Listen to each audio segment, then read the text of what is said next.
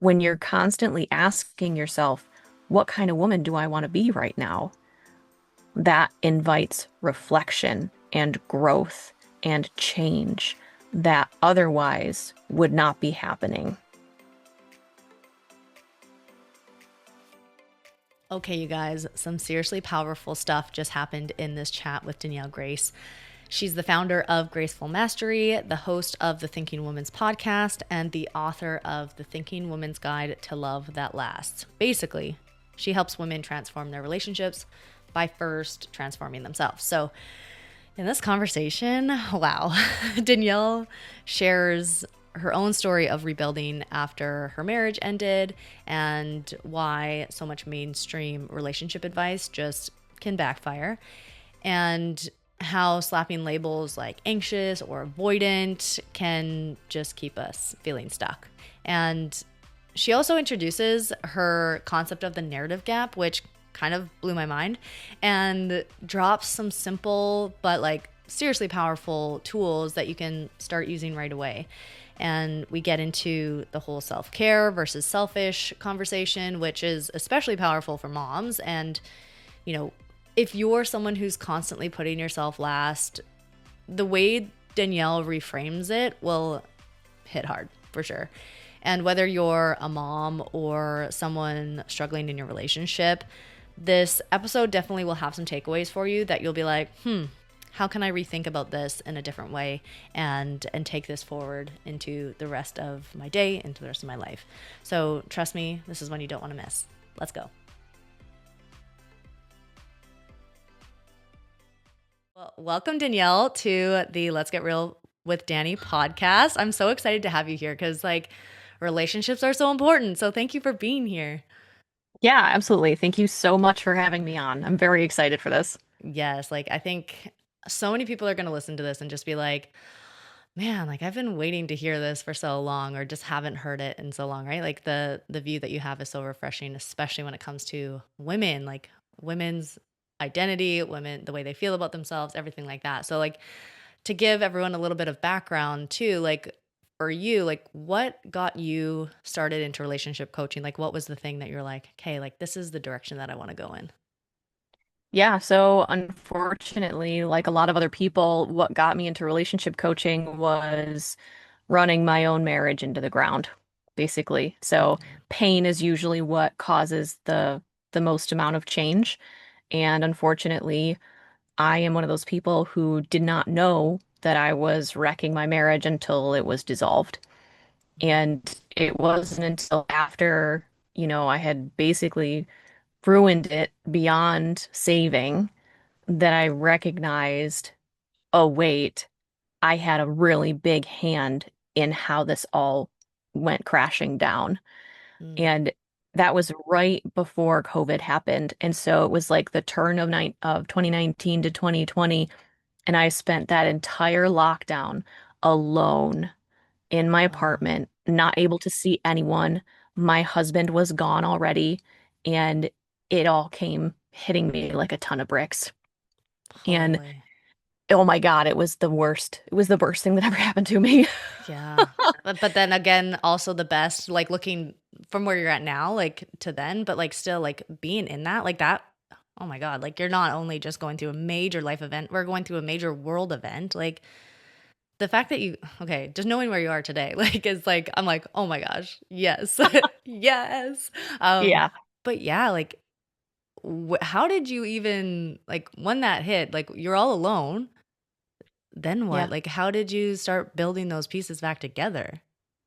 Yeah, that's a really good question. So, being a teacher by trade, I actually have a master's degree in education and I was in the classroom for 7 years. So, I dove headlong into research. I buried my head in books. I found any book that I could on self-improvement, relationships, how they're supposed to go, what makes them suck. And I started to recognize patterns, even in some of the really popular books that people were reading for relationships that actually didn't work. So some of the stuff that I was reading, it actually it helped ruin my relationship to begin with. And so I was like, wow, mainstream advice and social media too. A lot of it was social media. Yeah. Mainstream advice for relationships was actually putting relationships backward. Yeah. The mainstream advice was not helpful. Even, and on top of that, I noticed that the mainstream advice was so watered down Hmm. and taking it at face value instead of having the nuance behind it was really detrimental to relationships. And so I was like, well, I'm not going to be a teacher anymore because literally everything was gone forever. Like teaching is no longer what it is or what it Yeah. was in the past. So I was Hmm. like, I can't do that anymore. But teaching is something I have like in my soul.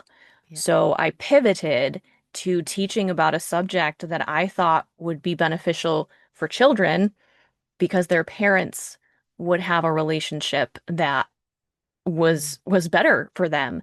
And so I wanted to make sure that women just like me didn't have the same experience. I wanted them to be able to understand their role in the relationship and in what's happening, not to blame them, which is Hmm. what I get a lot of hate for. I Yeah. get a lot of hate from people saying that, like, oh, you're blaming women for everything happening in the relationship. I'm like, no, babe, I'm asking you to take responsibility for your part of it, right? Hmm. And Yeah. taking responsibility is not easy. It's No. not pleasant, but that's where the secret sauce is. When we Hmm. stop blaming other people for what's happening in our lives and what we have control over, it's literally what can skyrocket you from the depths of despair to Yeah. just like over the moon. Yeah. And like your experience has like said like this is exactly what I did for me. So like I can get you there too. Like actually asking the hard questions is like, oh yeah, like there's two people in a relationship and if it fails, it's not usually just one person, right? And like and the reality is like, it's not your fault because you didn't know. Like you don't know what you don't know until you have someone like show it for you, right? Like so how did you even start to see that you were a part of it? Like how did you start to like look at for yourself saying like, "Oh, was it all the research that you did or like how did you start to put that and like not have it feel heavy and like have it feel almost inspiring for you?" So that's a really great question. Right before all of this fell apart, I actually was getting my yoga teacher instruction certification, right? So I also became a yoga instructor right around the same time. And that kind of opened up my perspective on things. And for me, it was yoga and it was research and it was, the people around me who were like, wow, no idea your relationship was on the rocks. What the hell happened? And I would tell them and they're like, oh, so you also did XYZ. And I was like, oh. Mm. And so it was a combination of things that really brought it to light for me. And I've always been the kind of person where I love self-development.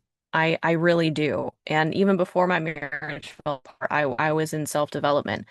But it was the combination of opening up my perspective through those things that truly showed me that there were other perspectives, Mhm. that I did have a hand in this. And it was almost an introduction to emotional maturity. I don't think we're going to get into this, but I'm going to give you a little tidbit. Yeah. The partner that I'm with right now, and we are incredibly happy, have been for a while now. When we first got together, he told me point blank, he's like, "You are immature." Mind Yeah. you, I'm in my 30s, Yeah. okay, when he Yeah, like says this to whoa. me. Yeah. Like, I was like, "Excuse me?" He's Yeah. like, "Yeah, you are emotionally immature, and you need to get a handle on that." Oh my God, that you should have seen the shades of red that Oh my yeah. face was between embarrassment and rage and who do you think you are coming Mm. out of my mouth, by the way, which I absolutely almost ran this relationship into the ground as well. Yeah. So this has been layers of Mhm. recognition that Yeah. have come to bear for me, right? Mhm. So just understanding that my maturity level was not where I thought it was. And so many things. were not as I thought they were. Mm, Like my entire worldview was blown open during COVID. It yeah. was incredibly eye-opening to the point where I will never be the same. And Yeah. I know that a lot of people are saying that same thing based on COVID, but I'm like, I wish I could tell you exactly how deep that goes for Yeah. me. Yeah. Yeah. And it's like, you know, it's not even just like your perspective, but like the identity shift, right? Like essentially like your identity shifted and like it's so crazy how COVID did so many things for so many people. Like for me, it was like I took my nutrition certification during that time and it was like that launched me into a whole different direction. So like it those moments of pain and discomfort and like all of the shit that we go through like can truly create our identity to like okay, what direction do we want it to go in? And you chose like I'm going to help other people with this and that's like freaking phenomenal. So like for your identity, like you shifted from I see myself as where I'm at and now I want to help others like how does that impact like with other people like how has their identity shifted in these big moments and how have you seen that in the people that you've been helping? So I guess first I want to just say that it just so happened that mine shifted in a very big moment like this, right? Right. And I say big because it was like literally global. Yeah. But identity shifts don't have to have a big thing happen. For a lot of people, if we're just going to stick with relationships, for a lot of people, that big moment ends up being their partner wants a divorce, Hmm. or it ends up being their partner steps out on them and they become critically aware that the problems they knew they had are actually a lot more, uh, how do I want to say that? They're a lot deeper Hmm. than they originally thought. Humans are very resilient people. We're very resilient creatures. Yeah. So we can often deal with a ton of pain before we'll move. Hmm. Okay. Hmm. And it usually comes to a breaking point before we are actually finally able to be like, oh my God, I actually have to do something about this. And that sucks. Yeah. So the work that I do, I am trying to help people see, women in particular, that like you don't have to wait until he's leaving. Like you Yeah. don't have to wait until he's stepping out on you to look at your part in the relationship, to do your part, not change him, but to do Yeah. your part so Hmm. that the relationship can flourish with what you're doing. And to Hmm. go back to your question about the identity shifts, our identities are the strongest anchor we have in our life, whether we realize it or not. Yeah. Our Yeah. identities will fight to remain consistent with what what we believe we are. Okay? Yeah. And that's good or bad. Yeah. So Right. if you tell yourself that, um, if you identify as a smoker, let's say, Hmm. okay, if you identify as a smoker and you're like, well, that's the reality, I'm a smoker, like that's what I do. It's part of Yeah. who I am. It's like, okay, it will be part of who you are so long as you identify as a smoker. If you Yes. begin to tell yourself that this isn't who I am anymore, I'm getting out of this habit, this isn't what I want anymore, and you continue to do that consistently, what will begin to happen is the consistency bias will kick in and the cognitive dissonance will kick in as well. So, cognitive dissonance is the difference between like the reality you see in front of you Yeah. and what it is you're believing within yourself, right? Yeah. And the gap will get bigger and bigger and bigger as you continuously try to rewire your brain and your identity. Hmm. So every time you pick up a cigarette, you're like, this isn't who I am anymore. What's going to end up happening is your body will physically start to reject these motions. It will Hmm. physically be like, oh my God, this makes me sick. Yeah. And because it's the consistency bias, you're looking at this, like, this isn't who I am anymore. This isn't who I am anymore. And your brain goes to work. because it wants to remain consistent with how you identify. If you don't Yeah. identify as a smoker anymore, you're going to look at that and be like, "Ugh, Yeah. gross." It's not me. And there's Yeah. literally so little to like there's so little effort to be done there. Yeah. So little effort. Your brain just goes to town. So when we think about identities, it's literally who we think we are. Yeah. That's it. Who we think we are, what kind of habits we think we have, what kind of thoughts we have, our feelings, our interpretations of the world around us, right? That's all that makes up our identity. And obviously, there's more to it than that. But when you can start to become aware of the things that make up your identity, like for me, part of my identity is that I have dark hair, Yeah. right? Like, I don't have to continue to identify with dark hair if I want to bleach it. Yeah, It's exactly. it's not Yeah. it's going to look weird to me because it's like, oh, well, I still identify as having brown hair. Yeah. But if I start to identify as like, oh, this isn't really me anymore, I don't really like it, or like if the fact that I have long hair, Yeah. the fact that I have long hair is something I've identified with for a very long time. Right. And I've had it chopped in the past, and as much as it was absolutely adorable, it just it just didn't fit for me Yeah. because I didn't identify there. Yeah. But if I had said to myself, like, this is me now. Yeah. Look at this. This is Yeah. me now. And like the short hair, I will eventually begin to say, like, I don't even look good in long hair anymore Mm. That's because I'm so, starting. yeah. Yeah. I'm literally thinking the same thing. I'm like, I chopped my hair and I was like, oh, like, I can't wait for my hair to be long again. Like, it's like that identity is like, I don't feel like me with short hair. Cause even I see videos of myself, I'm like, who is that? That's not, so it's like that. It can be, and it's so interesting that it can be, so simple. Like, it can be such simple things. And Yeah. so the more that we even dive into the what feels less simple, I guess, is like, okay, how can I just start to change the way I say things about myself or how I want to identify? Like when you're talking to someone who has identified as like and I'm not sure, you can like you can say the things that like most of the people are saying to you when they Yeah. come to you being like, I am this or I am that. But like, how do you start to do they already have that spark of like seeing where they could go, or do you help them really shift that from like where they're at to where they're like, there's got to be something more? Yeah. Actually, both. So most people are at least aware that um, they have participated in creating the issues within their relationship. If they don't have that awareness, then I don't, that's not the person that I work with. That's Right. not to say that they can't be helped. That's just not the person that I work with. The Yeah. people that I work with, they are at least aware and they may not know exactly where they're going, but they at least know that there's something that needs to shift. And so I help there. And then there are people who already know that where they're going, they just don't know how to get there. Hmm. So I help them as well. And there's a really good example of this. So I don't like labels.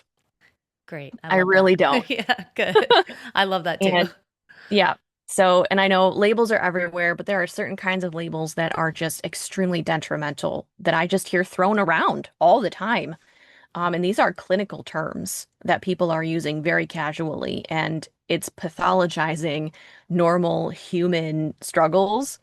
And it's really stunting the growth of people when they use these kinds of pathological labels on themselves and their partner. Hmm. So, one of the labels that I hear all the time is I'm anxious attachment and he's avoidant attachment, and we don't mesh. I want to be secure. Can we get along if I'm anxious and he's avoidant?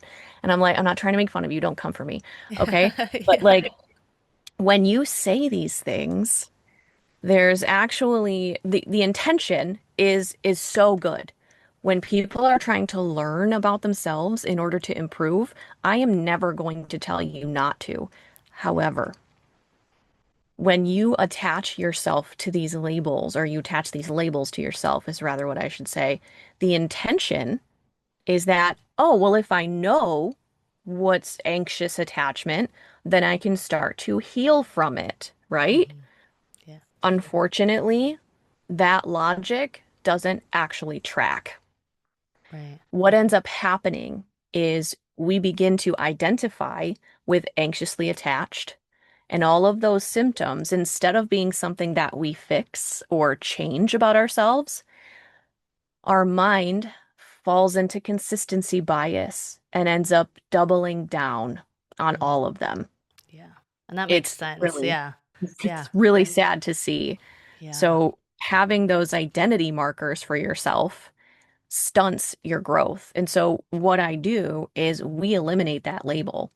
We Mm, eliminate that label because you're not anxiously attached, right? And if you've mm, ever read the book, like I've got the book on my bookshelf right now. That entire book is all about comparing romantic relationships to mother-child relationships. mm, That is, to me, I know this man is a very respected man, and he also authored another book called Thinking Fast and Slow, which I really enjoy. Um, he's a very well-renowned researcher, but I do not agree with mirroring mother-child relationships to romantic relationships. Can they often um, have similar mm, features, I suppose? Yes, but a mm. romantic relationship is wholly different Yeah. Yeah. than a mother and child relationship. Right. So that doesn't make sense to me. And Mm, so we remove that label. It's like, that's not what you are. You are not anxiously attached. You have these characteristics. You are exhibiting these behaviors. But again, these behaviors are not who you are. yeah. These are simply habits that you have adopted throughout the years. So we remove the label first. And once the label is gone, everything just gets a whole lot easier. You're like, Yeah. oh, wait, that means I can actually change that, right? I don't have to stay this way. Yeah. Yeah, babe, you can change it. Yeah. Yeah, and it's so powerful that like yeah, like the example that you give of like if we tell ourselves that we're something, we're going to be that thing. And I say that to people all the time. It's like the more you give, and it's like the more you give energy to something, the more it's going to like come to fruition. So if you keep saying like, oh, like I'm the problem in my relationship, I'm the like you're going to be the problem in your relationship, I could imagine, right? And like the more that we continue to believe that identity is who we are, it just how do you even get out of that? It's like, okay, like let's take a step back. It's like why do I feel that that's my identity? And I feel like in my past, like I've been in relationships where it's like, like even like having that perspective now, I can look back and be like, oh man, that's what I played in that one. Like, wow, like I played that role in that relationship. It wasn't just them. It wasn't like, I always used to have the like, oh, everyone just cheats on me. Everyone, I'm just like unlovable. Like, what? Like, what a limiting belief about myself, right? Like, and then guess what kept happening? Everyone kept cheating on me and no one wanted, like, right? Like, and so now you start to shift, like, even just the self-worth, I feel like ties, like, how do you feel like that ties in, like, self-worth and then the identity piece and like having women, you know, have that challenge? Is self-worth a big piece or is it not as big of a piece as we like to believe? Self-worth is a piece here. It's not any bigger than any of the other ones, I would say, but it also does depend on the person. Mm-hmm. So these labels that we have for ourselves and what it is that we bring to a situation can kind of like exacerbate whatever is happening, right? So if we go back to your situation where you're like, oh, everybody always cheats on me and like that kind of thing, it may not have been that you were finding people who consistently cheat. I mean, maybe you did. That's incredibly possible, but it may have also been, what am I doing that's encouraging this person to step out on me?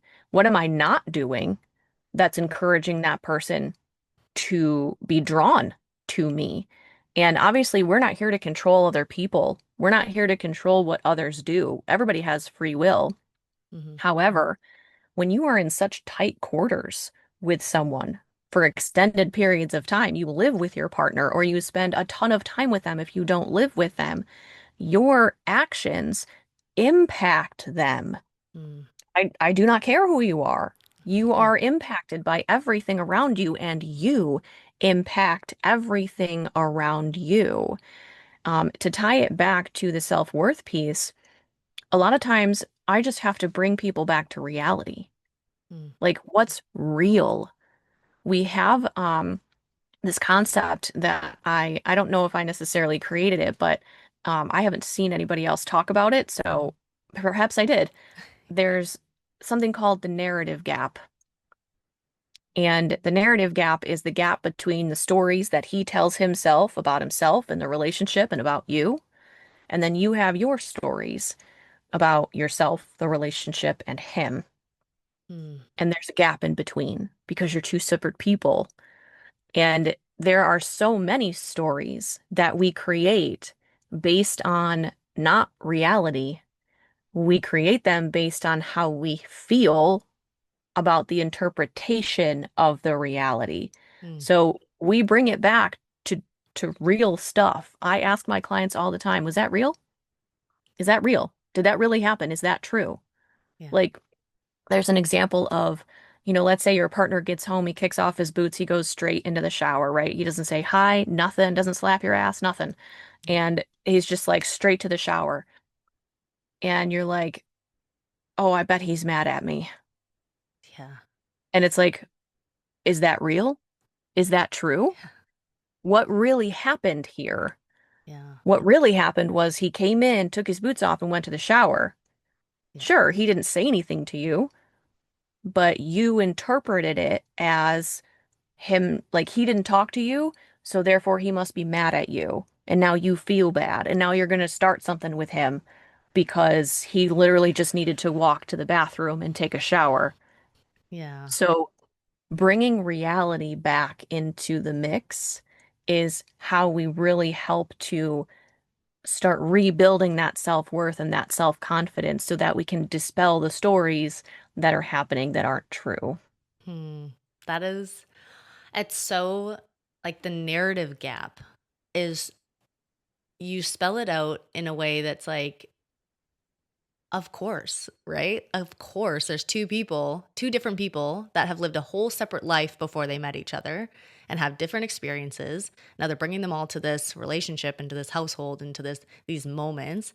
And like, how can you truly tell what the other person's going through or thinking or feeling in a moment where it's like you might have a minute or 30 seconds of them, it's an interaction, right? It's an interaction, but it's not. It's like now I have to figure it all out. But it's like, yeah, you're taking your past shit and applying it to it, and you're take like, and you're not even asking them a question. Like, like is it is a lot of it communication? Like how like what is the thing that you or like I don't want to say like tips and tricks because that makes it feel like it's just like go apply this. Like, it's like that's Yeah. not the reality. But like what are those common like little things and anchors that women can start to apply to their relationships when they're starting to feel those like maybe those feelings come up where like, oh, I feel bad, or I'm starting to feel like this kind of retreating back to their like whatever you want retreat to their default maybe. Yeah.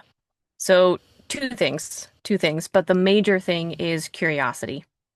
Mm. When you can bring genuine curiosity to yourself and to the situation and your partner, that's when you're going to get the best return. Because the next piece of this is I constantly ask my clients, ask yourself in the moment, is this true? Is this true? And they have to be honest with themselves. That's the other piece of it. Like, if you're going to be like, well, yeah, of course it's true. He hates me. He didn't even say anything to me. Like, are you serious with me right now? Like, I can't. Like, Yeah. get over your nasty pettiness, your victim mindset, right? Is it true that he hates you because he just walked to the shower instead of saying hi? Mm-hmm. No, that's not Yeah. true. Girl, you get me fired up. So Yeah. I'm just like, we need to get curious before Mm-hmm. we do anything. Us, we have a feature as humans, which is not a bug, it's a feature, but if you don't know how to control it, then it will take over, right?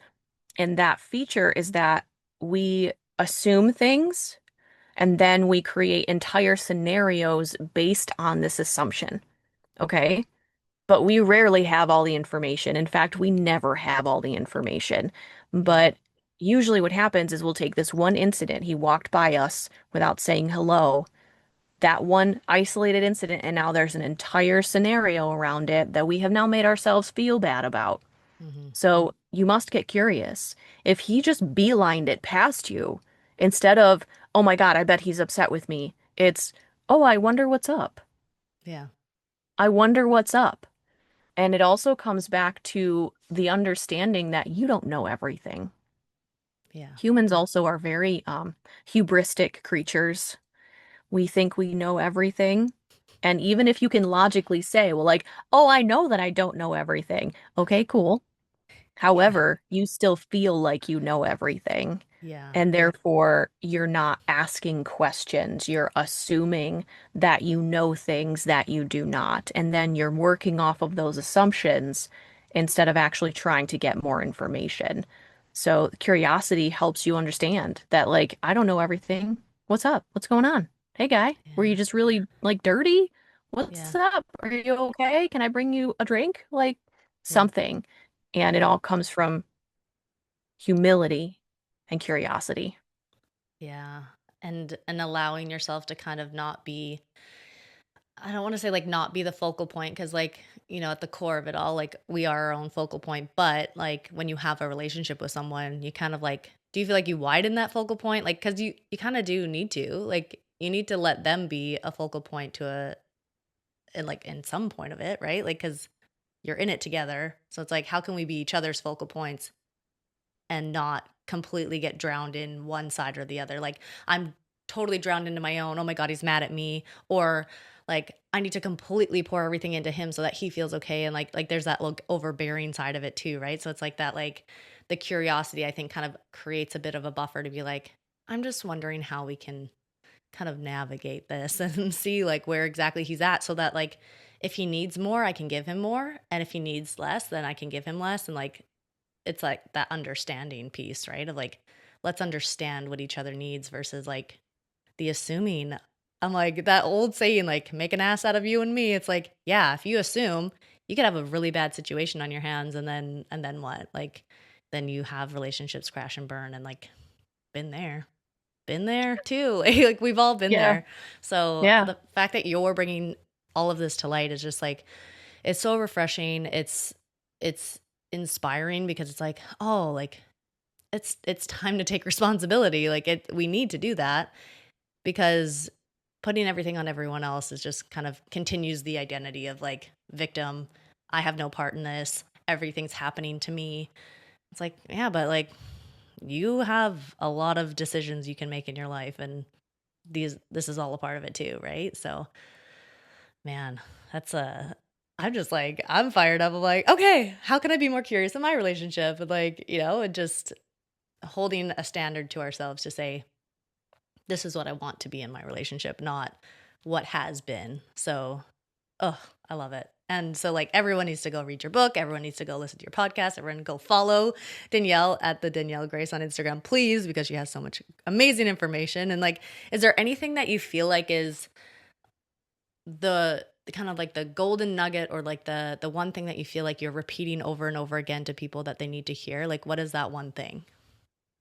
That one thing is like the mantra that I give every woman who literally walks in my path, whether you're a client of mine or if you're just talking to me in the DMs or you ask me a question in stories and whatnot, because Instagram apparently is where I live. Yeah. And it's, what kind of woman do I want to be? Mm, What kind of woman do I want to be right in this moment? And ask yourself that constantly. That's why I say it's a mantra.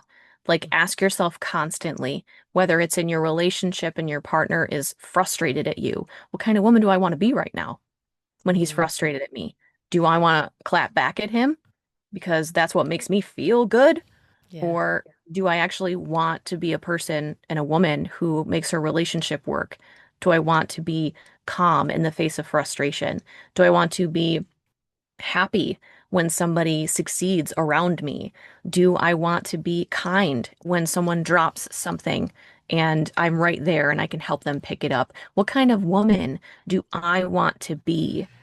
And this goes back to what you were saying earlier about almost like a selfishness that people tend to exhibit. That's something that I see a lot.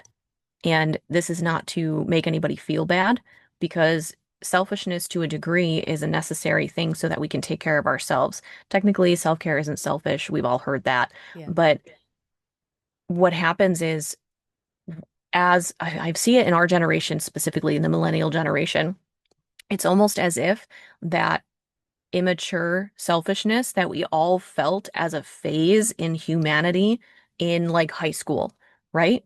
Yeah. That emotional immaturity, that selfishness that happens there, it's almost like we didn't outgrow it. It's almost like we didn't get to the point where we understood that we are a part of a greater macrocosm of life. And so we end up looking at ourselves like we are the center of attention constantly. And it's difficult for a lot of women to wake up to the fact that yes, you are incredibly important. Things don't happen without you, but also there's another person that you have said that you love, Hmm. and who are you going to be in relation to that person? Are you going to be selfish? Are you going to overgive? Are you going to attempt to find the balance? Are you going to make yourself feel bad when you don't find that balance? Right. So when you're constantly asking yourself, what kind of woman do I want to be right now? That invites reflection and growth and change that otherwise would not be happening. Mm, yeah. And even just like the thing that really stuck out when you said like I kind of want okay, I kind of want you to dig in just a little bit on this one thing that you Okay. said. The I'm sorry, because it's like the self-care and selfish. Like can you just if someone's like I've actually never heard that before, can you just give like a little glimpse into that? Yeah, yeah, of course. So, if you've never heard it, the phrase is self-care isn't selfish, right? A lot of people, a lot of women in particular, they feel as if taking care of themselves is selfish. Like they need to burn themselves down to the quick before anything can happen, right? Hmm. And I'm not talking like going and getting a massage, right? I'm talking like women are avoiding eating Hmm. because they think other people need to come in front of them. Yeah. They're avoiding sleep. They are draining themselves dry and literally aging themselves prematurely because they feel as if they have to put everyone in front of themselves. And Yeah. that's trash. Yeah. That's trash. Yeah. It literally doesn't even make sense. But then as soon as you try to tell somebody, why don't you go get something to eat? Why don't you take some time and sleep and do what needs to be done for yourself? They're like, oh, well, so and so is gonna be this, or I'm gonna feel guilty if I don't do everything for my child right now. And they don't understand the implications of what's happening, especially when it comes to women with children. Women with children will absolutely destroy themselves in order to raise their children. Mm.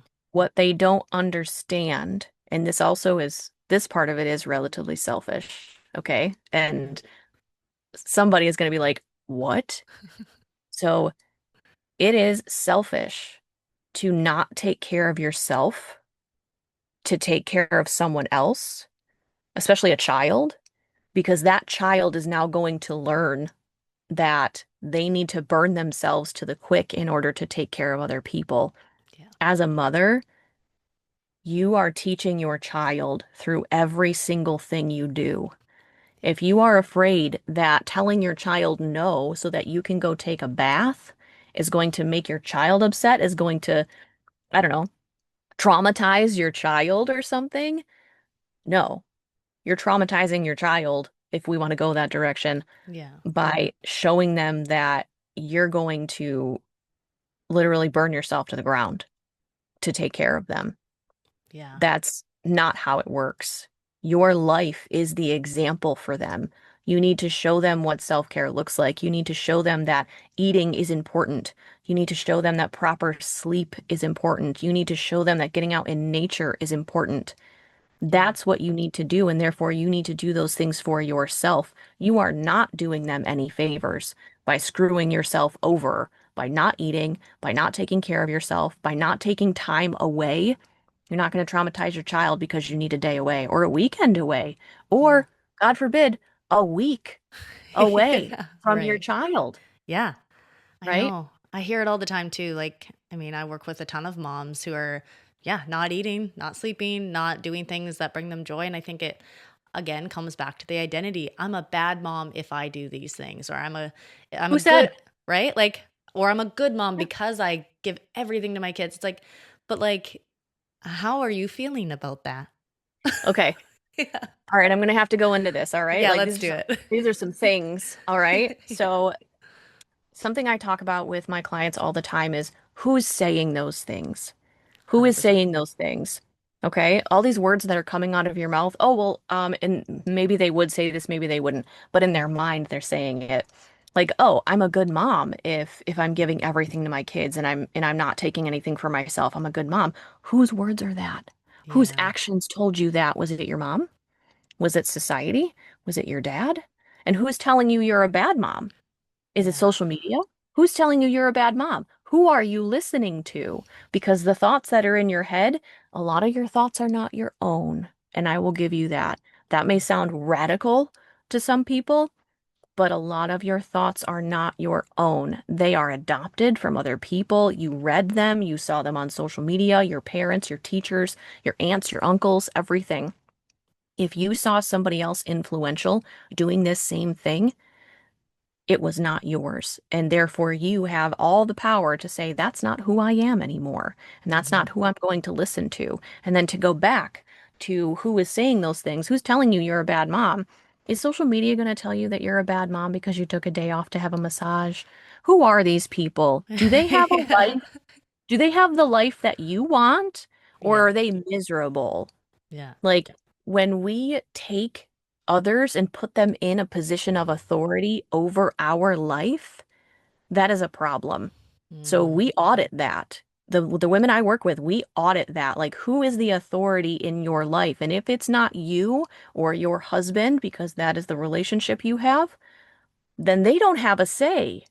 They Yeah. don't. Yeah. What are they going to do? Are the thought police coming? Is it 1984? Are they going to tell you you're a bad mom? Yeah. Like, stop Seriously. believing people who don't have the life that you want in yours. Yeah. Oh, yeah, that's I think so. I think that we needed to dive into that because that is like boom, mic drop. Like let's get these women feeling like they can take control of their lives again, like seriously. And I love that that's what you're doing. And hell yeah. Hell yeah. I love it. That's right. Yeah. Well, thanks so much, Danielle, for sharing all of this and like diving into your story, why you help people, and like the fact that, you've put your whole life into helping women in who they are and in their relationships. Like this is what we all need, and I want to shout it through the rooftop. So thank you so much for joining me today to share some more about what you do. Yeah, I appreciate you having me on. As you can tell, I get real fired up about this stuff, and I think everybody needs to hear it. Awesome. Well, thanks so much, and thanks you guys for listening, and we'll catch you on the next one.